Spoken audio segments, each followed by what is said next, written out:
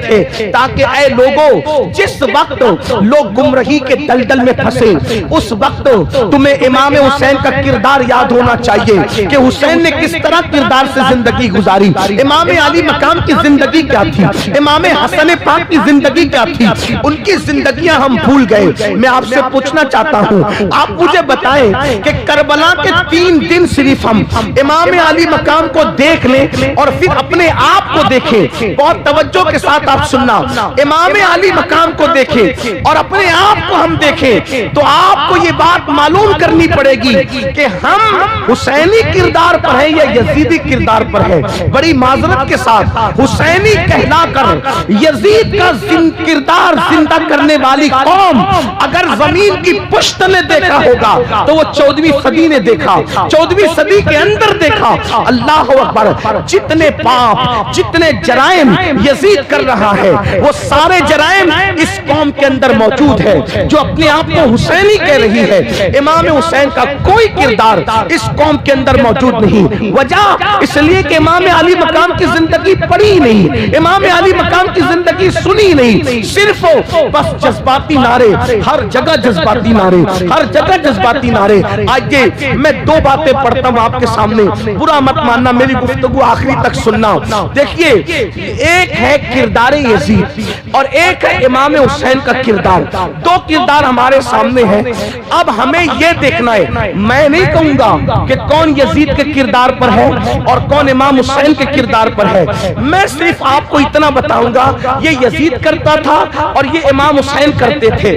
اب آپ کو اپنے اندر ڈوب کر خود سوچنا ہے، اپنے من میں ڈوب کر، پاجا سراغ زندگی تو اگر میرا نہیں بنتا نہ بن، اپنا تو بن۔ یاد رکھنا، چٹنگ بازی کرنے والوں، اپنے آپ سے دھوکے بازی کرنے والوں، ایک دن موت ہے موت، جس دن موت کا فرشتہ آئے گا روح کا رشتہ تمہارے جسم سے ٹوٹ جائے گا، ہم بھی مریں گے تم بھی مرو گے، لیکن جب موت کا فرشتہ آئے گا تو یہ جو تم اور ہم چٹنگ بازیاں کر رہے ہیں محبت اہل بیت کے نام پر، بے جا رسومات، غلط رسومات، رافضیوں کا کیریکٹر زندہ کرنا اور امام علی مقام کے کردار سے آنکھیں بند کر لینا، موت کے وقت پچھتاؤ گے، لیکن اس وقت پچھتانے سے کوئی کام نہیں چلنے والا، اس وقت ہاتھ ملنے سے، اس وقت آنسو بہانے سے، اس وقت تڑپنے سے، اس وقت بلکنے سے کچھ نہیں ہونے والا۔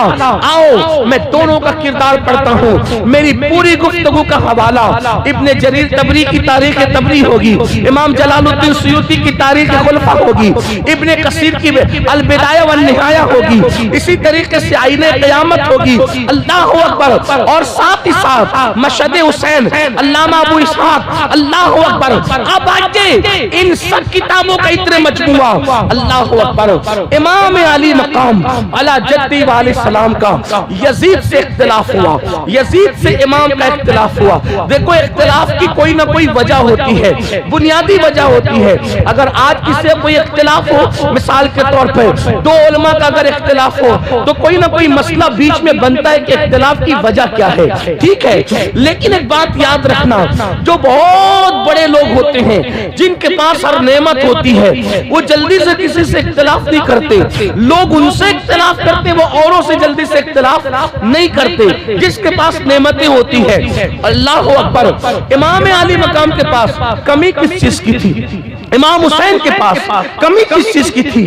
حسن ایسا تھا، حسن ایسا تھا، علامہ عبد الرحمن جامی کہتے ہیں امام حسین اتنے خوبصورت تھے کہ جب رات کے وقت آپ گلیوں میں چلتے تھے تو لوگ آپ کے چہرے کی روشنی کے اندر راستہ طے کرتے ہوئے نظر آتے تھے۔ حسن و جمال کا عالم یہ تھا، اللہ اکبر، اور نسب کتنا اعلیٰ، جس کا نانا رسول، جس کی نانی ام المومنین خدیجۃ الکبریٰ، جس کے بابا علی مرتضیٰ، جس کی امی سیدہ فاطمہ زہرا، نسب اتنا اعلیٰ تھا، اللہ اکبر۔ وہ امام علی مقام علم بے مثال، حسن بے مثال، نسب بے مثال، خاندان بے مثال، تقوی بے مثال، طہارت بے مثال، خون بے مثال، سب کچھ بے مثال۔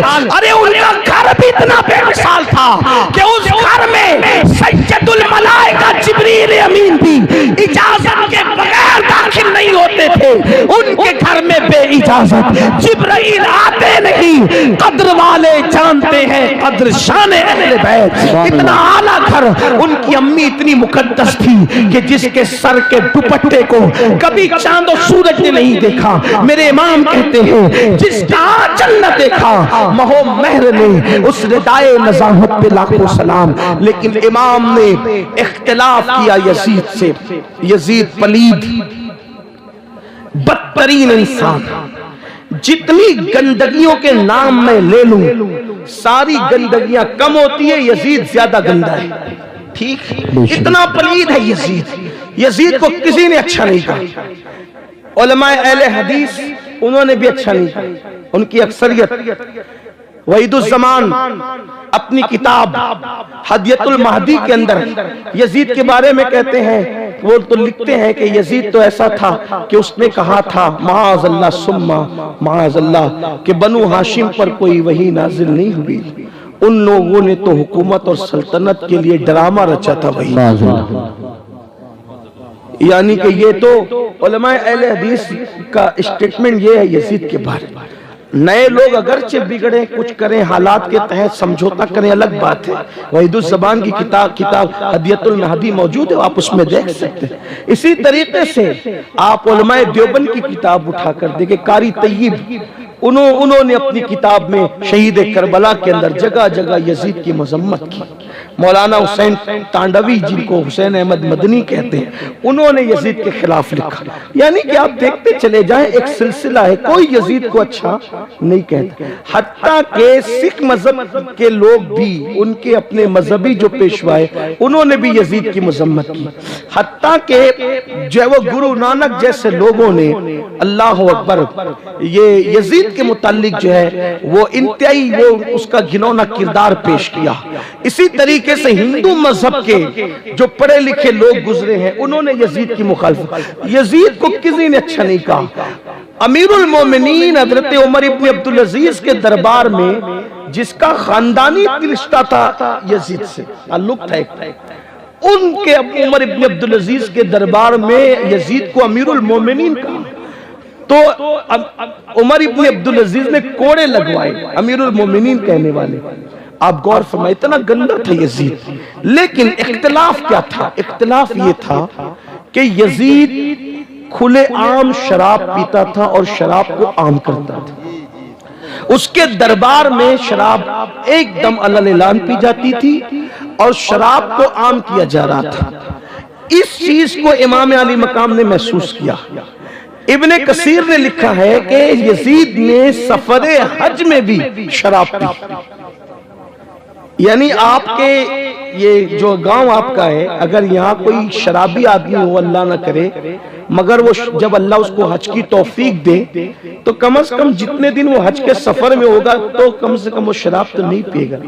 آپ حج کے سفر کی بات کرتے ہیں, لوگ اجمیر شریف جاتے ہیں تو بگڑے ہوئے کام نہیں کرتے غریب نواز کے احترام اور تعظیم میں. لیکن یزید اتنا پلید, اتنا گندا, اتنا نکما, اس قدر نیچ حرکت کا انسان تھا کہ اس نے سفر حج میں بھی مدینہ منورہ میں شراب پی. اب آپ دیکھیں امام علی مقام علی جدی والی سلام اس کی بدکاریوں کو بد کرداریوں کو محسوس کر رہے تھے. امام نے جو اس کے ہاتھ پر بیعت نہیں کی اور اس سے اختلاف کیا, نفرت کی, وجہ یہ تھی کہ اگر امام اس کے ہاتھ پہ بیعت کر لیتے تو کل اٹھ کر کے کوئی شراب کے خلاف تقریر کر ہی نہیں سکتا تھا. شراب کے خلاف, نشے کے خلاف کوئی بات کر ہی نہیں سکتا تھا. کیوں؟ اگر کوئی کرنے جاتا تو لوگ کیا کہتے, تو بڑا ہے کہ امام حسین بڑے. جب ایک شرابی کے ہاتھ پہ امام حسین نے بیعت کر لی تو پھر تو کون ہوتا ہے اس کے خلاف بات کرنے والا. لیکن میرے امام کی غیرت دیکھو, علی اکبر جیسا بیٹا دیا, ہم شبیہ پیغمبر علی اکبر جیسا بیٹا دیا, لیکن آپ نے یزید کے ہاتھ میں اپنا ہاتھ نہیں دیا. آپ نے علی اصغر جیسا 6 مہینے کا شہزادہ دیا لیکن یزید کے ہاتھ میں اپنا ہاتھ نہیں دیا. آپ نے قاسم جیسا 19 سال کا جوان قربان کیا لیکن یزید کے ہاتھ میں اپنا ہاتھ نہیں دیا. اب مجھے بتاؤ اے میری قوم کے جوانوں, یزید شراب پی رہا ہے, اور شراب کو عام کر رہا ہے، شراب کے ماحول کو عام کر رہا ہے، نشے کو عام کر رہا ہے، امام علی مقام اس سے جنگ کر کے بتا رہے ہیں کہ میری جنگ جو ہے ذات یزید سے نہیں، ذات یزید سے تو بعد میں ہے، پہلے کردار یزید سے، یزید کی ذات سے جنگ بعد میں، پہلے کردار یزید سے جنگ ہے۔ اور اب امام ہمیں سمجھا رہے ہیں اب جس کا بھی یہ کردار ہوگا اس سے میری کبھی صلح نہیں ہو سکتی، اس سے بھی میری جنگ ہے۔ اب پتہ چلا کہ اگر کسی کے ہاتھ میں شراب کی بوتل ہے، کسی کے ہاتھ میں نشے کی گولیاں ہے، کسی کے ہاتھ میں گانجا چرس ہے، کسی کے ہاتھ میں نشہ کرنے والی ادویات ہے، تو امام علی مقام کا وہ چاہے جتنا نام لے، حسین پاک جیسے یزید سے جنگ کر رہے تھے ویسی امام حسین آج ان شرابیوں سے، نشہ کرنے والوں سے بھی جنگ کر رہے ہیں۔ اب لوگ کہتے ہیں مولانا کیا ہو گیا آج؟ مسلمان بہت بے چین ہے، مسلمان بہت پریشان ہے، مسلمان بہت تکلیف میں ہے، مسلمان بہت بلاؤں میں ہے، مسلمانوں کو مارا جا رہا ہے، مسلمانوں کو پیٹا جا رہا ہے، مسلمانوں کو تباہ کیا جا رہا ہے، مسلمانوں کو برباد کیا جا رہا ہے۔ ذرا توجہ کرنا، میں بہت اہم جملہ کہنے جا رہا ہوں، اگر غلطی کروں گا تو میرے علماء میری اصلاح کریں گے۔ آپ کیا کہہ رہے ہیں؟ مسلمانوں کو تباہ کیا جا رہا ہے، مسلمانوں کو برباد کیا جا رہا ہے۔ میں کہتا ہوں تلوار کسی کی بھی نظر آ رہی ہے، وہ اس کی تلوار نہیں ہے، اصل میں مار تم پر امام حسین کی ہے۔ تلوار کسی کی بھی نظر آ رہی ہے لیکن مار امام حسین کی ہے۔ کیوں؟ اس لیے کہ حسین نے بتا دیا کہ جس قوم کے اندر نشہ ہوگا اس سے میری جنگ ہوگی۔ اب امام حسین کے مقابلے میں تم کھڑے ہو گئے، اس لیے اللہ تمہیں تباہ کر رہا ہے، تمہیں برباد کر رہا ہے۔ آپ کیا سمجھ رہے ہو؟ امام علی مقام کوئی چھوٹی موٹی ہستی نہیں۔ اللہ اکبر، مجھے بتاؤ مسلمانوں کے محلے میں جتنی نشے کی چیزیں بکتی ہے کیا اوروں کے محلے میں بکتی ہے؟ جتنا نشہ مسلمانوں کے علاقوں میں کیا جاتا ہے کیا اوروں کے علاقوں میں کیا جاتا ہے؟ آپ سے پوچھنا چاہتا ہوں اس قدر نشے میں ڈوبنے والی قوم 15ویں صدی کے اندر اگر کوئی ہے وہ قوم مسلم ہے۔ اللہ اکبر، 16 سال کے 17 سال کے لڑکے اور لڑکیاں باضابطہ طور پر نشے کی طرف جا رہے ہیں، کالج چھوڑ کر، یونیورسٹی چھوڑ کر، تعلیم چھوڑ کر نشے کی طرف۔ کس مسلمان کو نہیں پتا اللہ کے رسول مصطفیٰ کریم رؤوف الرحیم صلی اللہ علیہ وسلم نے فرمایا جس نے نشہ کیا اس نے محمد پر نازل ہونے والی کتاب کا گویا کہ انکار کیا۔ اللہ اکبر، اللہ اٹھا کر حدیث رسول دیکھو، اللہ کے رسول علیہ السلام فرماتے ہیں نشہ کرنے والے جب قیامت کے دن اٹھ کر کے اللہ کی بارگاہ میں آئیں گے، نشہ کرنے والے، کاش میری یہ آواز، یہ میری گنہگار آواز، یہ میری بے اثر آواز، کاش اللہ اس میں اثر پیدا کر کے کسی نشہ کرنے والے جوان تک پہنچا دے کہ اللہ کے رسول علیہ السلام فرماتے ہیں نشہ کرنے والا جب قیامت کے دن اللہ کی عدالت میں اٹھ کر کے آئے گا تو اس کا چہرہ سور کی طرح، خنزیر کی طرح ہوگا، اور اس کی آنکھوں سے خون ٹپک رہا ہوگا، اس کی آنکھوں سے خون بہ رہا ہوگا، اور وہ اپنی منہ سے الٹی کر رہا ہوگا تو وہ الٹی پاخانے کی الٹی ہوگی، یعنی اس کے منہ سے غلاظت پاخانہ نکل رہا ہوگا۔ منہ سور کا، توجہ کریں، منہ سور کا، خنزیر کا، آنکھوں سے خون اور منہ سے پاخانہ، اور پورے بدن پر سانپ اور بچھو چپکے ہوئے ہوں گے، اور جن آلات کے ساتھ وہ نشہ کرتا تھا وہ آلات اس کے ہاتھ میں ہوں گے، اور آس پاس فرشتے ہوں گے جو اس پر لعنت کر رہے ہوں گے، اس پہ لعنت برسا رہے ہوں گے۔ اس ذلت و رسوائی کے ساتھ اللہ اکبر، نشہ کرنے والا قیامت کے دن اللہ کی عدالت میں آئے گا۔ لوگ اس سے پوچھیں گے کہ تو کون ہے، تو کون ہے؟ یہ میں اپنی مرضی سے نہیں کہہ رہا ہوں، فقی ابو اللیث سمرقندی نے اس کو اپنی کتاب میں لکھا ہے. میں کوئی بات اپنی طبیعت سے کہنے کا عادی نہیں. اللہ اکبر. فقی لکھتے ہیں جب اس ذلت کے ساتھ نشہ کرنے والا میدان قیامت میں آئے گا تو لوگ کہیں گے تو کون ہے, اتنی ذلت کے ساتھ تو آ رہا ہے. تو اس کو کہا جائے گا بتا تو کون ہے. فرشتے کہیں گے لوگوں یہ دنیا کے اندر نشہ کرتا تھا, یہ دنیا میں شراب پیتا تھا, یہ دنیا میں نشہ کیا کرتا تھا. اب آپ مجھے بتائیں کتنی ذلت ہے نشہ کرنے والوں کے لیے. اب آپ دیکھیں یزید نشہ کرتا تھا, امام علی مقام نشے کے خلاف تھے. اب آپ سے پوچھتا ہوں حسینیت نشہ کرنے کا نام ہے یا نشے کی مخالفت کرنے کا نام ہے؟ آپ مجھے جواب دیں.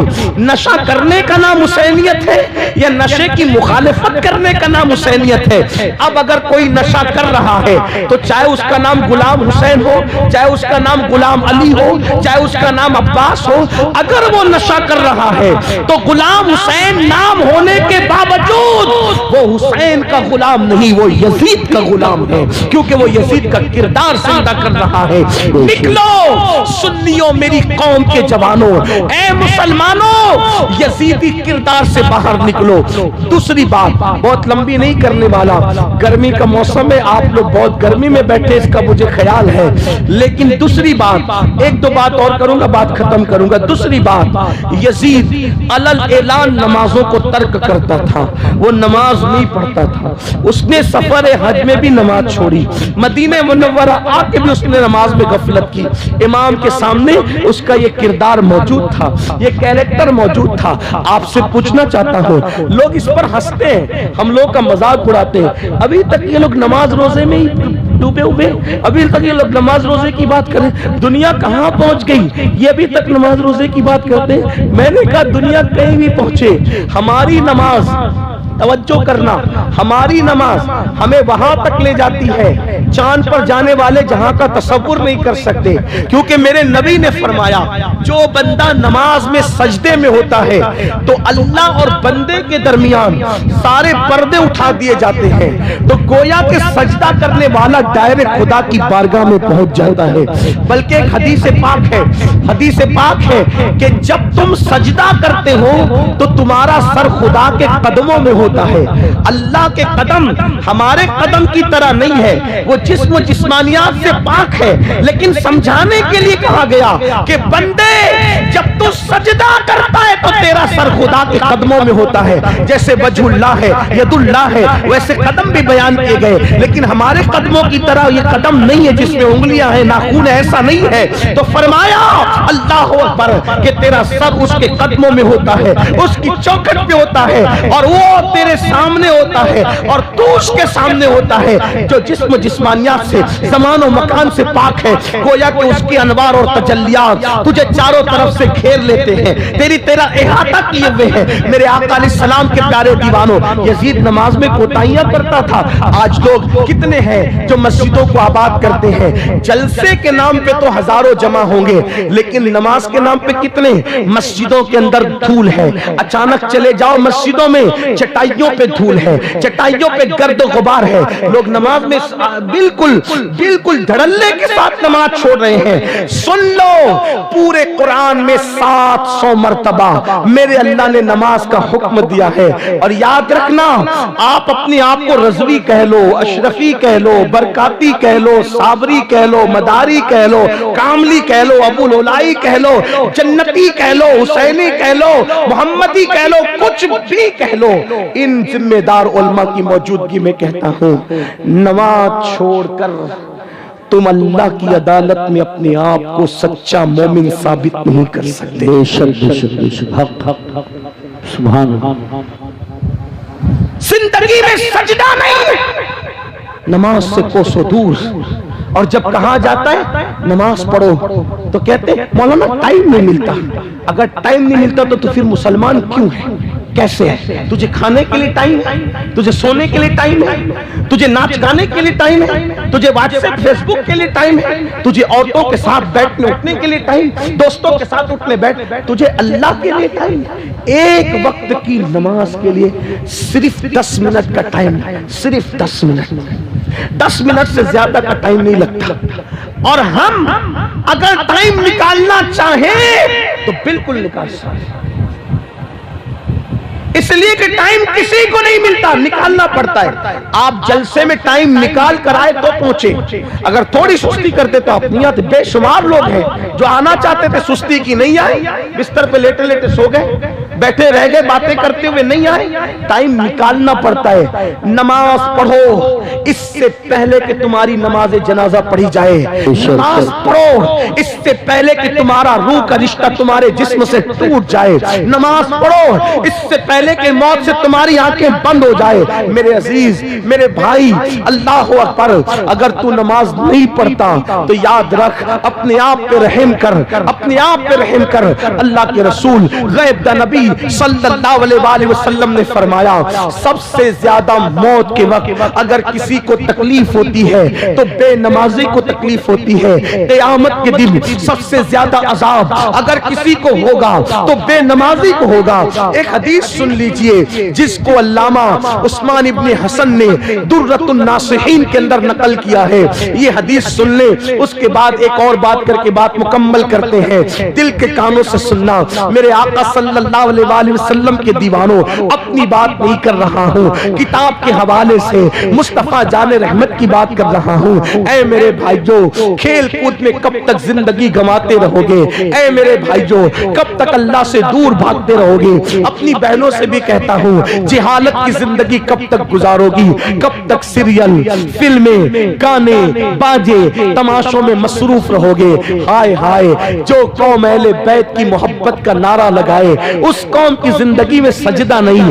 حالانکہ سجدہ کیا، امام علی مقام نے سجدہ کیا. آخری سجدے ہی میں تو جان گئی امام کی. سیدہ فاطمہ الزہرا آخری وقت تک سجدہ کرتی رہی. مولائے کائنات نے آخری وقت تک، ان کی شہادت بھی تو مسجد میں ہوئی. مجھے حیرت ہے، مولا علی نے مسجد میں شہادت پائی، سیدہ فاطمہ نماز کی حالت میں اللہ اکبر پوری رات گزار دیتی ہے. امام حسین نماز کی حالت میں شہادت پائے. میری قوم کو کیا ہو گیا؟ یہ قوم نماز کی طرف نہیں آتی، اس قوم کو نماز کی توفیق نہیں ہوتی. میرے بھائیو، ہم اللہ کا عذاب برداشت نہیں کر سکتے. کتنی بھی طاقت ہو، کتنی بھی قوت ہو، خدا کا عذاب برداشت نہ کر سکو گے. آئیے صاحب درۃ الناصحین سے ایک روایت سن لیتے ہیں. اپنی بات نہیں، رسول اللہ کا فرمان. ایک بار ایسا ہوا، میرے آقا اپنے یاروں کے ساتھ مسجد نبوی میں جلوہ گر ہے. میرے سرکار مسجد نبوی میں جلوہ فروز ہے. ایک جوان روتے ہوئے مسجد نبوی میں آتا ہے اور مسجد نبوی میں آنے کے بعد اس کی آنکھوں میں آنسو تھے. اللہ کے رسول غیب دا نبی صلی اللہ علیہ وآلہ وسلم اس کو روتا ہوا دیکھ کر اس کے حال زار پہ رحم کرتے ہوئے اس سے پوچھتے ہیں، اے جوان تو کیوں رو رہا ہے؟ تیرے رونے کی وجہ کیا ہے؟ تیری آنکھ میں آنسو کیوں ہے؟ اس جوان نے کہا، یا رسول اللہ صلی اللہ علیہ وآلہ وسلم، میرے ماں باپ آپ پہ قربان. آقا میرے باپ کا انتقال ہو گیا، میرا باپ مر گیا، میں دیہات میں رہتا ہوں. میرے باپ کو نہ کوئی غسل دینے والا ہے، نہ کوئی کفن پہنانے والا ہے. یا رسول اللہ اس لیے میں رو رہا ہوں. میرے باپ کی موت کے بعد بھی نہ کوئی غسل دینے والا، نہ کوئی کفن پہنانے والا. اللہ کے رسول غیب دا نبی مصطفیٰ جان رحمت صلی اللہ علیہ وآلہ وسلم نے سیدنا صدیق اکبر اور فاروق اعظم سے فرمایا، تم دونوں جاؤ اور جا کر کے اس کے باپ کو غسل دو اور اس کے باپ کو کفن پہناؤ. اللہ اکبر. جب میرے آقا کے دونوں یار صدیق و فاروق تشریف لے گئے اس کو نہلانے کے لیے، جیسے اس کے منہ سے چادر ہٹائی، اس کے منہ سے کپڑا ہٹایا، کیا دیکھا؟ اس کا منہ کالے سور کی طرح تھا، اس کا منہ کالے خنزیر کی طرح تھا. یعنی اس کا منہ انسانوں کی طرح نہیں تھا بلکہ کالے سور کی طرح، کالے خنزیر کی طرح. یہ بات میری نہیں ہے میرے بھائی، صاحب درۃ الناصحین اس کے ذمہ دار ہے. یہ مصطفیٰ جان رحمت کا فرمان ہے. جس کے کہنے پہ خدا کو ایک مانا ہے، جس کے کہنے پہ قرآن کو اللہ کی کتاب مانی ہے، اس رسول کا فرمان سن کر کے لرز جاؤ. اپنے آپ کو تباہ نہ کرو. یہ دنیا کا مال مال جس کے لیے رات و دن دوڑتے ہو، مرنے کے بعد یہی پڑا رہ جائے گا۔ تمہارے مال پر لوگ عیش کریں گے، تمہارے مال پہ لوگ آرام کریں گے۔ نہیں دیکھتے لوگ مر گئے مال چھوڑ کر کے، آج ان کی اولاد عیش کرتی ہے، ان کے لیے کبھی مغفرت کی دعا نہیں کرتی، ان کی قبروں پر کوئی جا کے فاتحہ پڑھنے والا نہیں، کوئی مغفرت کی دعا کرنے والا نہیں۔ وہ مغفرت کی دعاؤں کو تڑپ رہے ہیں، مغفرت کی دعاؤں کو ترس رہے ہیں۔ میرے بھائیوں، اپنے آپ کو تباہ نہ کرو، اپنی آخرت کی فکر کرو، اپنی قبر کی فکر کرو، میدان محشر کی فکر کرو، اللہ کی عدالت کی فکر کرو۔ ہوا کیا؟ سیدنا صدیق اکبر اور فاروق اعظم فرماتے ہیں کہ جب اس کے چہرے سے ہم نے کپڑا ہٹایا تو اس کا منہ کالے خنزیر کی طرح، کالے سور کی طرح تھا۔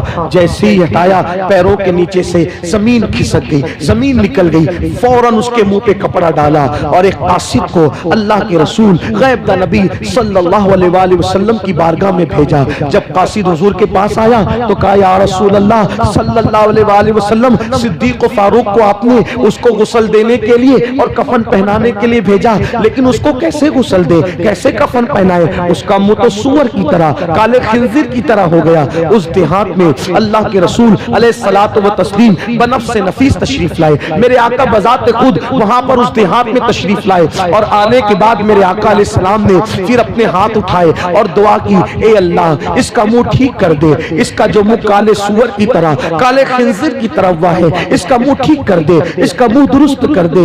جب دیکھا گیا حضور کی دعا تھی، عنایت کا جوڑا، اجابت کا سہرا، دلہن بن کے نکلی، دعائے محمد، اجابت نے جھک کر گلے سے لگایا۔ بڑی ناز سے جب دعائے محمد ہوا، یہ حضور نے دعا کی، اس کا چہرہ ٹھیک ہو گیا۔ فوری طور پہ صحابہ نے، اصحاب مصطفیٰ نے غسل دیا، غسل دینے کے بعد کفن پہنایا، کفن پہنانے کے بعد صحابہ کرام نے پھر اس کی نماز جنازہ پڑھی، صحابہ نے اس کی نماز جنازہ پڑھی۔ نماز جنازہ کس نے پڑھی؟ صحابہ نے۔ میرے بھائیوں توجہ کرنا، کسی مسجد کے امام نے نہیں، ہم جیسے مولوی صاحب لوگوں نے نہیں، اللہ اکبر، ہم جیسے پیر صاحب لوگوں نے نہیں، بلکہ اصحاب مصطفیٰ نے روئے زمین پر، روئے زمین پر، چشم فلک نے اور پشت زمین نے انبیاء کے بعد اگر سب سے بہترین کوئی مخلوق دیکھا ہے تو اس کو اصحاب مصطفیٰ کہتے ہیں، اسے صحابہ کہتے ہیں۔ صاحب درۃ الناصحین کے مطابق صحابہ نے نماز جنازہ پڑھی اور نماز پڑھنے کے بعد